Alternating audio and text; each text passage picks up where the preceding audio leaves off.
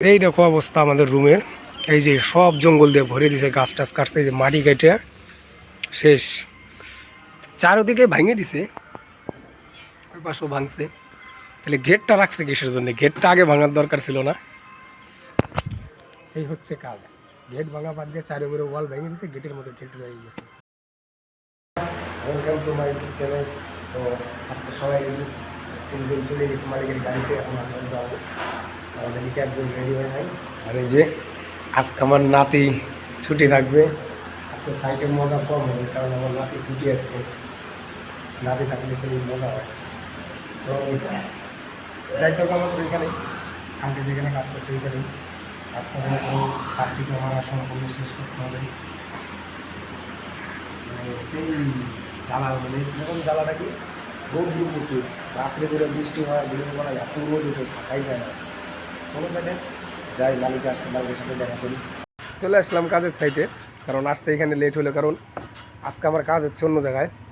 আরও একটু পরে মানে গাড়ি আসবে, গাড়িতে মেশিন সামান টামান আসবে, পাইপ টাইপ, ওইটা নিয়ে যাইতে হবে আমার আর অন্য আরেক জায়গায়। ওই জায়গায় কেবল যে মাপ টাপ উঠাইলাম, মাপ উঠায় সাইড টাইড দেখে আসলাম কেমন কী কাজ, তারপর ওইখানে যাবো। এই যে এখন আমি বড়ো সাইটে আসলাম, ওদের অল্প একটু হেল্প করে দিই। পাইপ টাইপ উপরে উঠানো হবে, তো ওই পাশে পাট্টি কামার ওই দুইজন উঠছে, এর কারণেই আসলাম।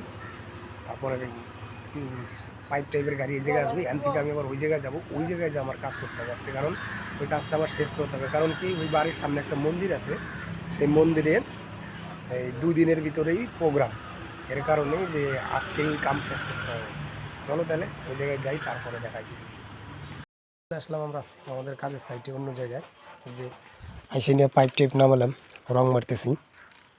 ওই আমাদের সিট রাখা আছে কাজে ওই সাইডটায়, ওই যে আগে কাটা এই বাড়িতে সিট লাগাইছিলাম। চলো রং টং মারি নিই, তারপরে দেখাচ্ছি কী বানাই। একবারে খুব মানে চাপ, কিসের জন্য এই জিনিসটা আজকে সম্পূর্ণ শেষ করা লাগবে। তারপরেও কথা হইতেছে, আসতে হয়েছে লেট, 11টার সময় এই জায়গায় আসলাম, কাম শুরু করলাম। এখন একবার ফ্রেম বানাইছি, মালিক এসে বলতেছে না এমন মডেল চলবে না, মডেল চেঞ্জ, এরকম করে বানাইতে যে এখন ফ্রেম বানাইলাম একটা ফ্রেম এরকম 3টে বানাইতে হবে, তারপরে এই ওয়ালের উপরে ফিটিং হবে, তারপরে সিট মারবো। সিট মারতে অনেক সময় লাগবে, কারণ সিট কাটতে হবে। চলো দেখা যাক কতদূর হয়, করতে থাকি। আজকে খাওয়া দাওয়া রেস্টের সব বন্ধ, ডাইরেক্ট একবারে কাজই করতেছি। চলো করি আর কি, আজকে একদিনই তো। তো এই যে